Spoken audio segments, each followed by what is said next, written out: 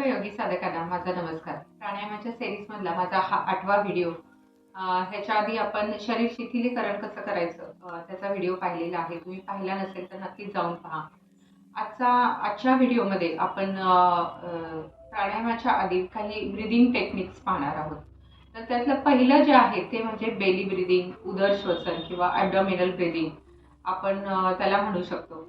तर हे का महत्त्वाचं आहे? तर जर श्वसन व्यवस्थित झालं तर पुढचा प्राणायाम जो असतो तर त्याचा लाभ चांगल्या प्रकारे होऊ शकतो. बऱ्याच वेळा आपण चुकीच्या पद्धतीने श्वसन करत असतो. मी मागच्या सुद्धा एका व्हिडिओमध्ये तुम्हाला सांगितलेलं आहे. तर त्यासाठी पहिल्यांदा आपण कोणत्याही ध्यानात्मक आसनामध्ये बसायचं आहे. मी मांडी घालून बसलेली आहे आणि ध्यानात्मक आसनामध्ये बसल्यानंतर दोन्ही हातांची ज्ञानमुद्रा, दोन्ही हात मांडीवर ठेवायचे आहेत.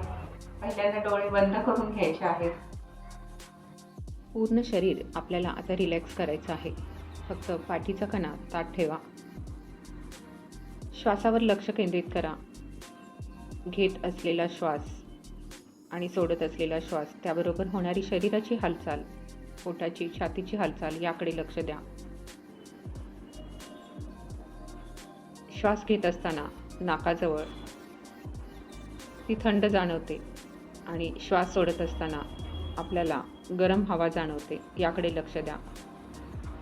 पायाच्या नखापासून ते केसांपर्यंत प्रत्येक अवयवांकडे लक्ष देऊन तो अवयव शिथिल करा. त्यानंतर आता आपण बेली ब्रीदिंग करणार आहोत. डावा हात छातीवर ठेवा, उजवा हात पोटावर ठेवा. आता आपल्याला दीर्घ श्वसन करायचं आहे. सावकाश श्वास घ्या. श्वास घेताना पोट वर येईल, श्वास सोडताना पोट आत जाईल. Inhale, exhale. Inhale, exhale.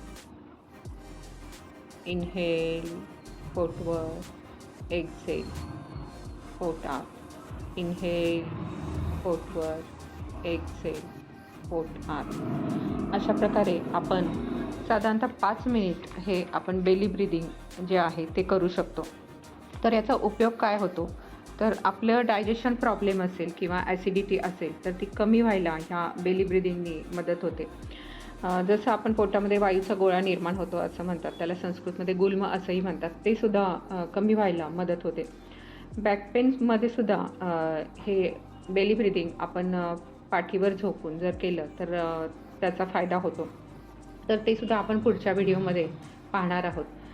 अशा प्रकारे आपण हे बेली ब्रीदिंग 5 ते 10 मिनटं करू शकतो. त्यानंतर थांबायचं आहे. तर तुम्हाला माझा हा व्हिडिओ कसा वाटला ते मला नक्कीच सांगा. धन्यवाद.